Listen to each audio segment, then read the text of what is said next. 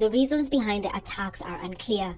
Some people accuse students of a lack of discipline, while educators criticize the government for not enforcing some of its policies. The government blames what it calls cartels, it says have been leaking exam papers and are against new school reforms. Education activists say there's a Ombili Oli once again. So, you've been hearing in Kenya, so many schools have held strike, students have banned the dormitories, students have done what, and you ask yourself, what happened? Why is the reason this happening? So many students going on rampage in schools are looking just for an excuse to cause the rampage, and they cause a lot of losses, and parents are forced to pay. Why? Because of one thing: drugs. Drugs are so much rampant in our schools. So I want to share you a story. Hope you guys will relate with it, and hope you guys will enjoy. See you when we continue the video. Watch till the end. Don't skip the ads. Ombili Oli once again. Motherland is where we come from, sharing motherland stories. I was just 14 years old, just an innocent boy. Now I've joined high school. Now that is Form 1. And 14 years in that those days is when you are in Form 1. So you are innocent. You don't know many things. You're primary school. Primary school, you are just a stupid boy. So your mind now grows when you still high school. Everything bad happens to when you're in high school. But now you are a law-abiding guy. You are fearful. You listen to what the elders tell you. You don't do bad things. So peer pressure now starts getting into you when you reach Form 2, Form 3. Now, guys, the big boys who are now in Form 4, some Form 4 people have repeated they are very big. You find someone is 20 years and is Form 4. Though they will start, you are sleeping up, they are sleeping down. Now they befriend you. They tell you, no, you don't have to be sober, guys. Now they start introducing you to smoking cigarette. You cough, you cough, you cough, you cough. They tell you, no, no, no, you'll get used to it. Now you cough, you cough, you cough. Now cigarette is the first thing. Now you stop coughing. Now you start now saying, this thing is now okay. So, you're getting addicted. Next thing is they introduce you to bang. Now bang will now start make you feel high, man. You start feeling high, man. I tell you, man, this thing will make you read. You go to class, you read, you read, you read, you read. Man, you're going like this. You don't even sleep, man. And mugoka. Now you cheat, you don't even sleep, man. Tell you if you eat mogoka, man, you will not sleep. And they know how to sneak this thing. Now I tell you how these things we used to sneak them in school. Now, guys, there's this guy who will come with 5 liters of changaa. So this guy will come and sell it. The market was very good, guy. People will go and buy it and drink and drink. You find that people are very high. In fact, the weekends, they are very high. When they go to entertainment, these guys are drunk. They are dancing. You think these people are dancing? No, no, no, no, no. The pocket money they get is for all this kind of nonsense. Hey, guys. Now, how do you get these things? These things cannot be found inside the school. Why do they get them? Sneaking. One thing, sneaking is a very big problem in Kenyan schools. And that's why you find that you have to pay money, you get suspension for 2 weeks, you have to come with a roll of barbed wire. Those are the kind of the things. And outside those schools, big boarding schools for boys, every boarding schools, outside there, by the fence, there's a woman selling changaa, and there are also cheap prostitutes there. Because they know these guys, these boys, they want to experience this thing, but they have never experienced it. So how come? When they open schools, they are from home, they have money. So that first week, second week, they will come us and we will use that money. So when we open school, we have money, we have pocket money. And when we go for half term, we have pocket money. So weekends, when people are in entertainment, we could sneak out of the school some boys. So that in entertainment, they don't do hard head count. So we sneak out of the school and we know what time we will come. We will come in the morning. So we also when we go to discos, we go and dance, disco matanga. Funerals they have discos. So we'll go there, dance, then come back in the morning on Sunday, because Sunday there is no preps. So nobody will know us we have come. So they could try to catch us, but we knew all the tricks to come. We knew all the we could come. So this changaa near our schools, they were not allowed. But these women would do that thing illegally. Not illegal because police will come and get that money. Because by law, bars are not allowed near the schools, but changaa are illegal. So they also are allowed. And cheap prostitution is just out there. And you are young, 17 years old, you want to experience this thing, how does this taste? Because now, 50 shillings, you can go and get it there. 50 shillings, you can afford it. So it will go chain. But one thing is that many of these women knew that these are young boys. Let's not let them mess with them.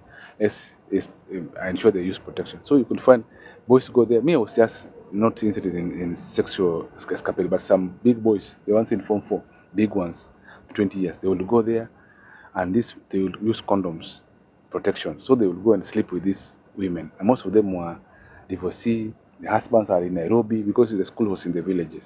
So this was also thing that used to go there.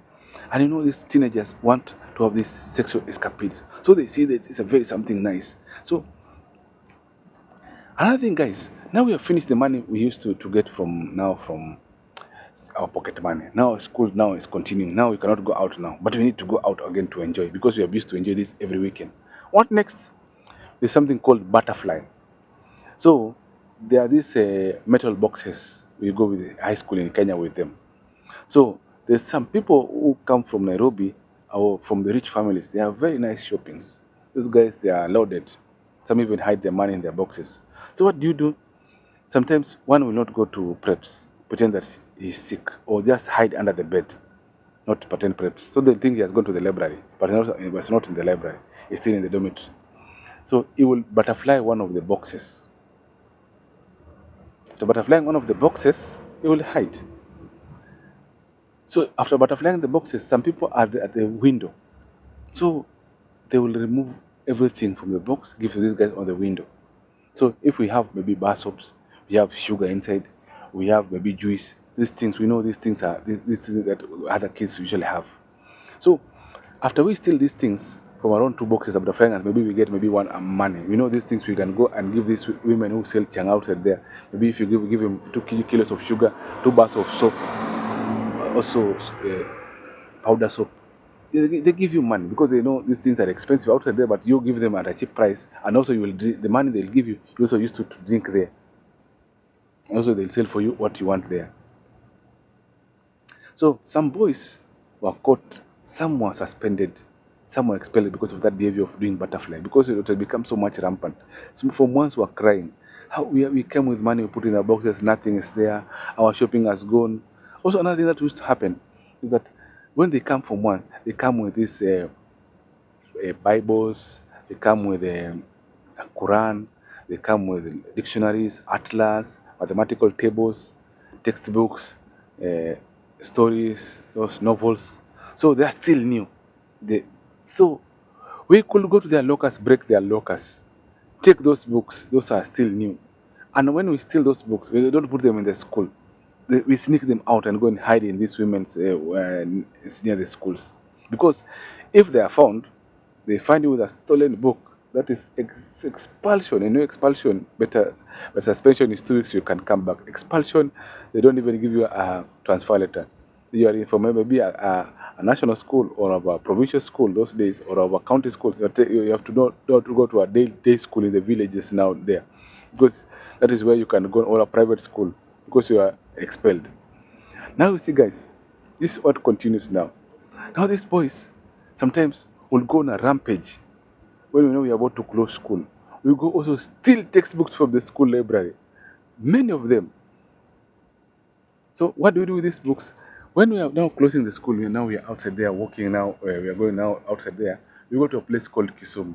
There are vendors by the street there. These vendors, they operate those days. Those vendors nowadays they have been removed from those because they were stealing books from schools. And now teachers came and realized that these vendors are stealing books. Kids are stealing books from our school and coming and selling them to these guys. So, for example, you could go to do you have now want to finish everything, now to clearing, that you found that you have to pay around 10 books, the ones that were stolen. When they give you books, they put in a record, so you have to pay the books before you're cleared. So these guys will come, and after they steal these books, they have a special ink eraser. they will erase all the school stamps from these books and sell them to you again. You see? So what we do is that schools books from these schools here, we don't sell them in the area. We go and sell them very far away so that we don't get caught. But nowadays, I don't see those businesses in the streets. Police started arresting those guys because they found that they were stealing school books. Now they stopped them. But those days, those things were happening there. So we are in Kisumu again. Now half term.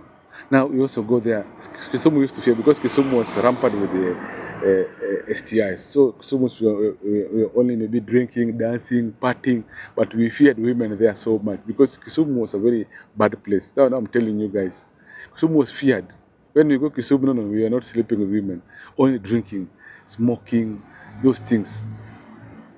Now you're finished high school now. You're outside there now struggling on the jobless corner. You know, I've been telling you about the jobless corner story so much. Now on the jobless corner there, you find other characters from other schools, other kids who finished before you. They are still jobless. So you all are stressed up. Nothing to do. What do?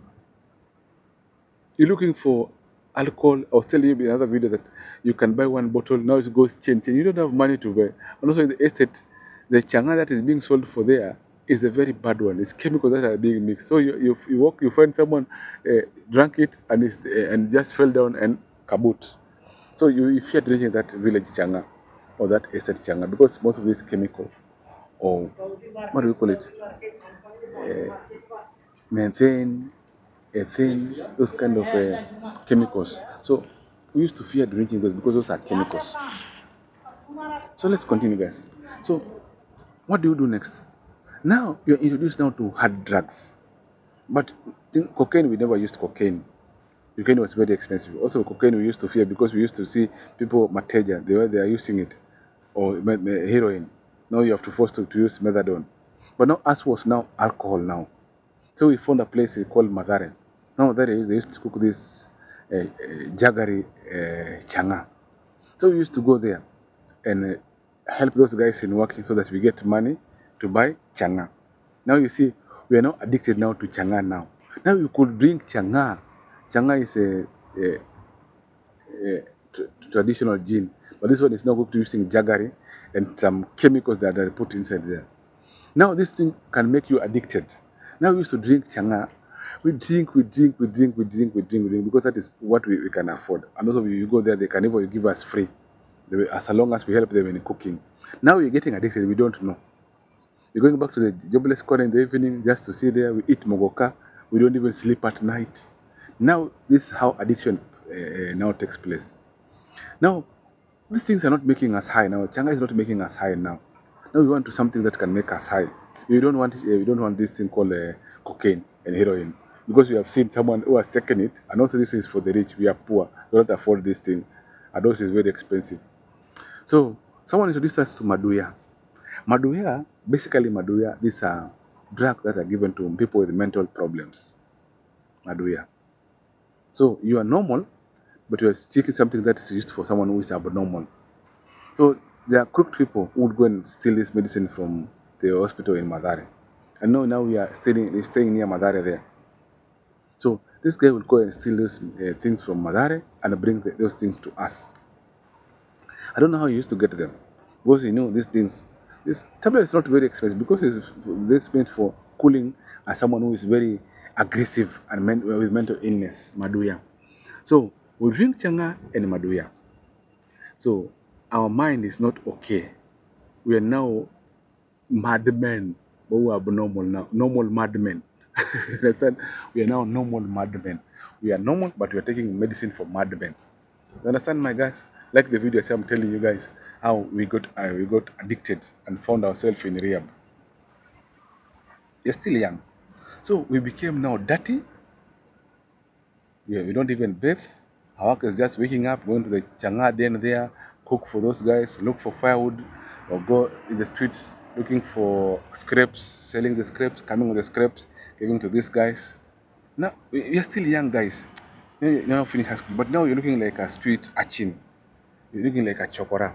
So we ask ourselves, what kind of life are we living nowadays? This life. This is not a life that we envisage, guys. But because we are now addicted. Getting out of this thing is so much. It's so hard. So our parents now were now concerned because these guys could not come home. Even no girl will even want to be near you. What happened next, guys? Now, one of an organization started coming and trying to talk to us. We should stop these things, but us we never listened to them. So we became so hardcore. But we are not thieves. We know we go there, we work, they give us 200. We have a bottle of changaa to drink. We told them we can come buy mogoka, and also we can go and buy maduya for one day. So we know we are high. We are high. And now you are addicted to alcohol, to mogoka, to maduya. Maduya, I'm telling you, maduya is a defy. This medicine for madmen. That's why we are using it when we are normal. So, guys, I want to tell you this thing that makes me even wonder. Why are we doing these kind of things and yet we are still young boys? Why are we dirty? We're not bathing. We're just our clothes, even they are smelling, unkempt hair. Our skin, man. You see now our skin is okay, but we used to look like these car tires, black like that, because we could smell, man. We could smell it like shit. Now, one of our organization that came and started now mentoring us, telling us this kind because we used to go and say what place. So they used to come there, talk to us, talk to us. Now, one asks, "Do you have parents?" Yes, we have parents. So they went also talk to our parents. Our parents agreed that these guys need to be changed. So they came and took us to rehab. And no, rehab is very expensive. Because parents used to, yeah, this rehab is very expensive to change these guys. So this organization said it will pay half the price, and our parents have to pay half the price for us to go to rehab. So we went to rehab. At the rehab now, guys, they don't just remove you from Maduya at once. They start giving you treatment, even alcohol. Start giving you something that resembles alcohol. You drink it, you drink it, you drink it. And then now it reaches a time that you feel that alcohol is tasting bad with you. Now you start also, they start talking to you, mentoring you, treating you. You know, everything is psychological, it's the head. So if your head is treated, you become okay. Now some of us who could get out of it, but some could. You could some repeat offenders. They have been removed from the rehab but still come back there.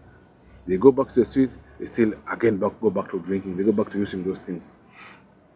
So we pass through counseling, pass through teachings, religious teachings. They try to talk to us, giving us the medication. We follow the rules, eating nicely, cleaning ourselves, combing our hair, cutting our hair. So we started looking presentable. Started instilling our skills. Some of us who could play music were taught how to play music, the piano, and everything changed, guys.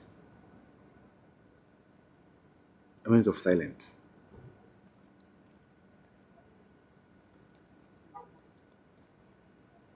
This is for honoring the friends who were not able to make it. Some were not able to make it, some were able to make it. So I became one of the success stories. I was able to make it, to make out of that, and came out clean. So I said myself, after coming out clean, I would never taste alcohol again in my life. I would never taste cigarette, never taste bang, never taste mogoka, never taste maduya. Now it's more than 5 years. I'm clean. Not 5, 15 years, I'm clean. I don't use those things and I'm okay and I'm fine. So guys, that was our experience at there. And don't expect yourself to go that there and have an easy ride. There is like a prison, but you're not a prisoner. So a rehab is not a very good place. Because there you go and find hardcore people who have been there because of drinking, not even drink, no, not even drinking, using hard drugs, the tough ones that you could not even imagine. Some even just hallucinate, some even are just crying, some even are just going through tough time. So that's why I came to realize that even me, I was not using bad things, but I came to find people are using cocaine. Guys, hard drugs, don't use those things. What I saw at that rehab, people struggling to get out of that addiction, it's not easy. So guys, hope you guys will learn from my stories, Yeah, education, entertainment, Oli, and information. Ombili Oli, ujui another ya day. And kesho, see you ya next time. kesho. Love you very much. Subscribe, like, Skiza, share, comment. ah, See you next time. skiza, ah.